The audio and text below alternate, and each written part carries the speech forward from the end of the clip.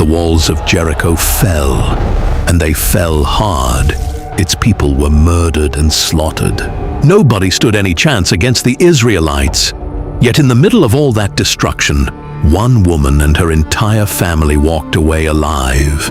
To understand how she survived the Israelite attack, we must go back to Rahab's story. The story takes place inside the great fortress city of Jericho. A woman named Rahab lived there, surrounded by massive stone walls so thick that houses were built inside them. Rahab ran an inn near the city gate, but she was not a woman of wealth, honor, or status. Many people in Jericho hated her. They despised her, mocked her, and judged her because of the life she lived. Rahab was a prostitute. She had no husband and earned her living from the men who came to her house.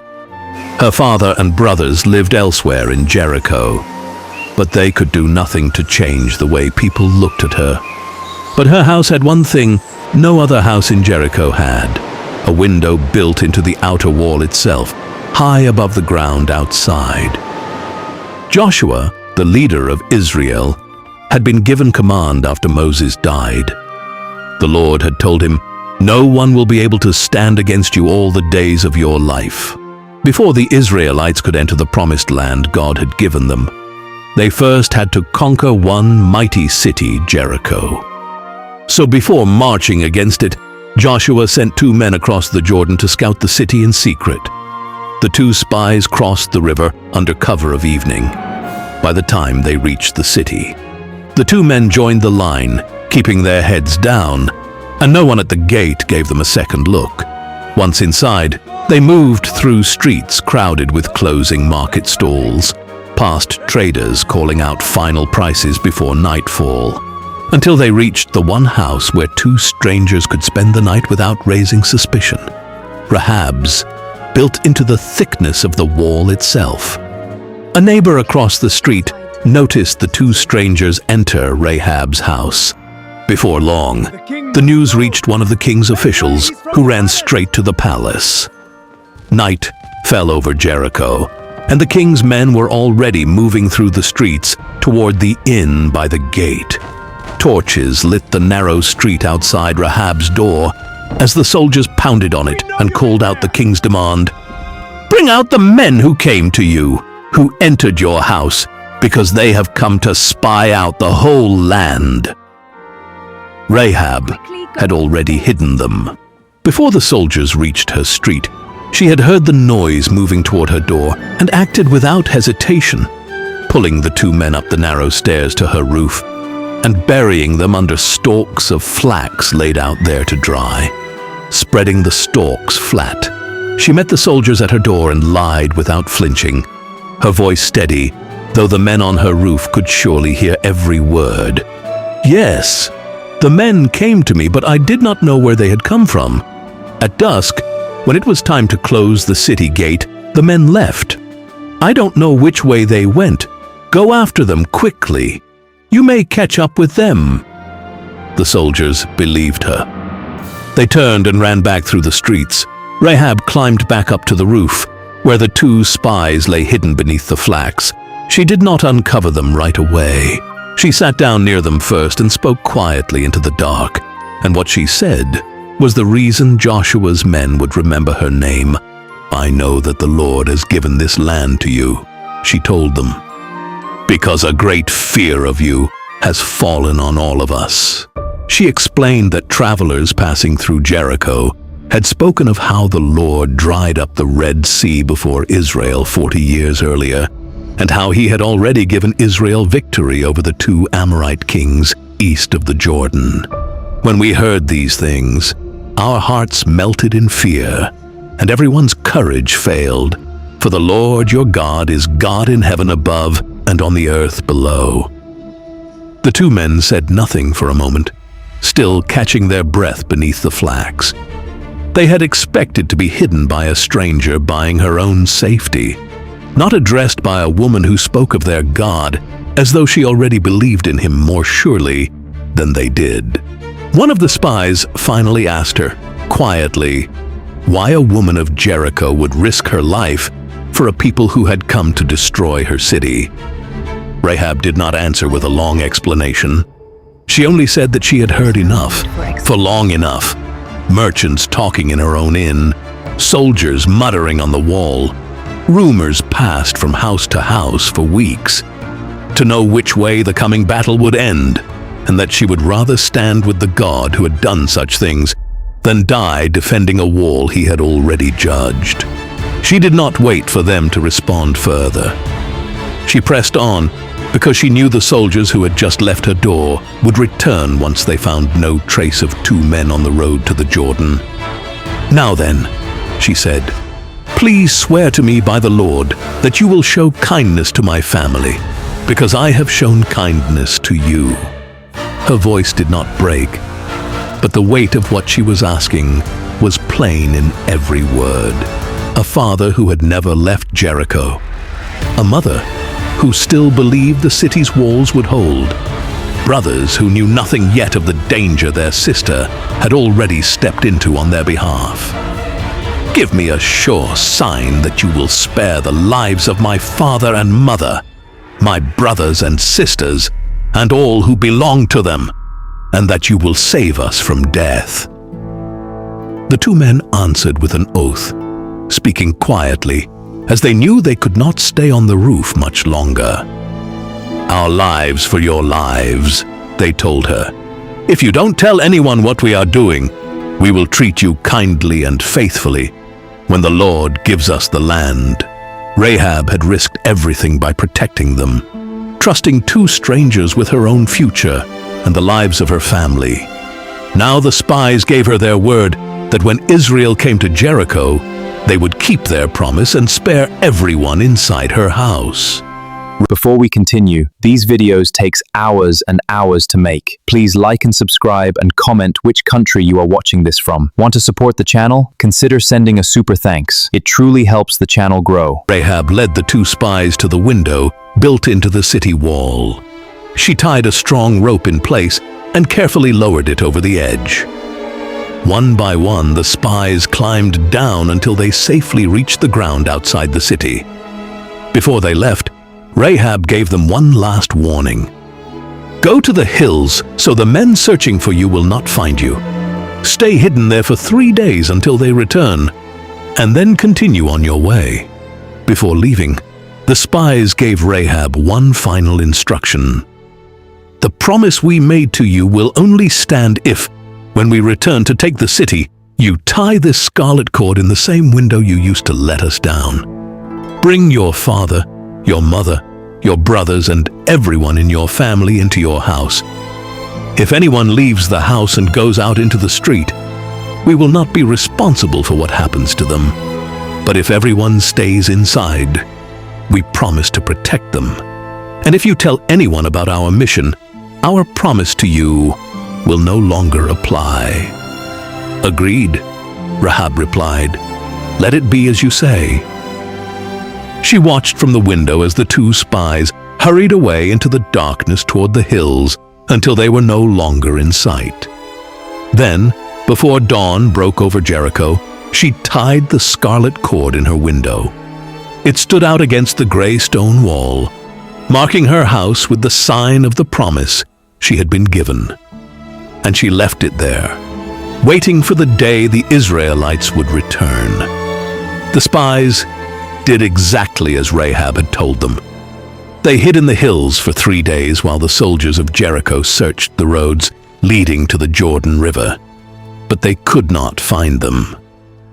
On the 3rd day, the soldiers returned to the city empty-handed. Only then did the two spies leave their hiding place, cross the Jordan River, and return to Joshua's camp. They told him everything that had happened, how Rahab had hidden them, how the soldiers had searched for them, the promise they had made to her, and the scarlet cord she would hang in her window. Then they said, "The Lord has surely given the whole land into our hands. All the people are melting in fear because of us." Joshua moved Israel's camp to the edge of the Jordan River, and the people prepared to cross into the promised land. The river was overflowing at that time of year, But when the priests carrying the Ark of the Covenant stepped into the water, the river stopped flowing, and all Israel crossed on dry ground.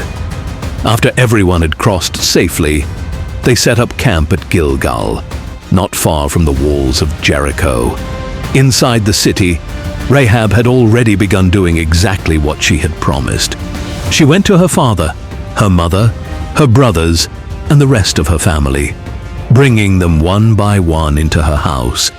She simply told them it would be safer if they stayed with her for a while, but she did not explain everything that had happened. She knew that if the wrong person heard the truth, it could cost them all their lives. Soon, her whole family was living together in her house. Jericho closed its gates and prepared for a siege. No one was allowed to leave, and no one was allowed to enter. The people inside the city waited behind their walls, wondering when Israel would attack. But instead of charging the city, the Lord gave Joshua unexpected instructions. For 6 days, the Israelite army marched around Jericho once each day. At the front were 7 priests carrying ram's horn trumpets, walking ahead of the Ark of the Covenant. Behind them came the soldiers, and behind the soldiers came the rest of the people. No one shouted, no one spoke. The only sounds were the steady footsteps of thousands of people and the loud blasts of the trumpets echoing around the city walls. The people of Jericho could only watch. Every day they stood on the walls and on the rooftops, staring as the Israelites slowly marched around the city before quietly turning around and returning to their camp. No attack ever came. The same thing happened the next day, and then again the day after that. As the days passed, confusion slowly turned into fear. No one understood what Israel was doing or why they kept returning without fighting. Inside her house, Rahab watched it all with her family beside her.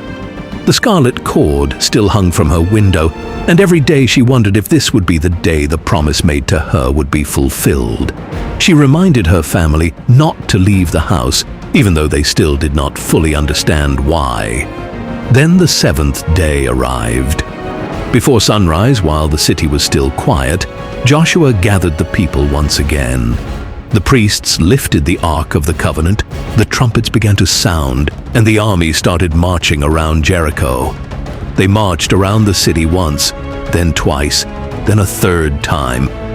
The people watching from the walls grew more confused with every lap. A 4th time, a 5th, a 6th. Never before had the Israelites marched around the city so many times. Then they began the 7th and final trip around the walls. When they finished, the priests blew one long blast on their trumpets, and Joshua cried out to the people, "Shout, for the Lord has given you the city!" The moment the people shouted, the walls of Jericho came crashing down. Stones and dust filled the air as the mighty walls that had protected the city for so many years collapsed all around them. Inside her house, Rahab held her family close. They could hear the noise outside, but no one moved from the house. The scarlet cord still hung from the window, just as the spies had told her. Joshua had already given a special command to the 2 spies before the battle began.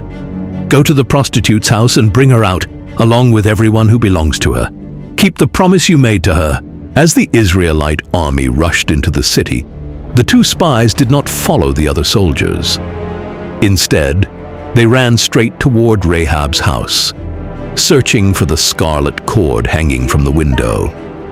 They found the house exactly where they remembered it. Rahab was still inside with her father, her mother, her brothers, and the rest of her family. They led them safely through the broken walls of Jericho and away from the fighting that had begun throughout the city. Joshua had promised that everyone inside Rahab's house would be spared, and the spies were determined to keep that promise. They took the family to a safe place outside the camp of Israel, far from the destruction that was about to cover the city. From a distance, Rahab and her family watched the battle unfold. The city Where they had lived their entire lives was being destroyed before their eyes. The streets they had walked through, the houses they had known, and the great walls that had once made Jericho seem impossible to conquer were now nothing but broken stone and rising dust. Israel devoted the city to destruction, just as the Lord had commanded. Soon fires began spreading from house to house, until thick smoke rose high into the sky. Everything in Jericho was destroyed except the silver, the gold, and the articles made of bronze and iron, which were taken and placed in the treasury of the Lord. By the end of the day, the mighty city of Jericho was gone. Joshua kept the promise that had been made to Rahab. She and her whole family were spared because she had hidden the two spies when they came to the city. After the battle, they were welcomed among the people of Israel and given a place to live with them. For Rahab, everything had changed. She had lost the only city she had ever known, but she and her family had been given a new home among God's people. The Bible says that Rahab lived among the Israelites from that day forward because she had hidden the spies Joshua had sent to Jericho. The woman who had once been rejected in her own city was now remembered, not for her past, but for the faith she showed when she trusted the God of Israel. Do you want to animate like this? Watch the member-only video in my channel. I provide the tools I use, a PDF of every prompt, and how I animate. These videos takes hours and hours to make. Please like and subscribe and comment which country you are watching this from.